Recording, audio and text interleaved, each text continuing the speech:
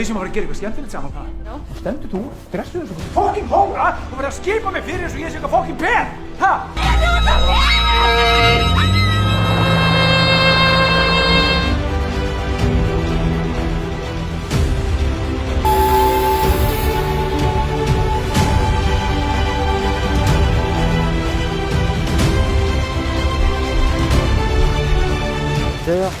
Serial killer, trader, poivreau, malheureux comme son père.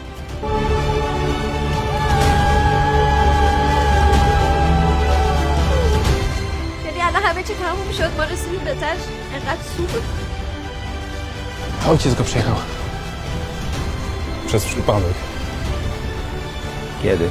Jakieś pół godziny temu. Hélène, dans la vie, des fois, dans la mort,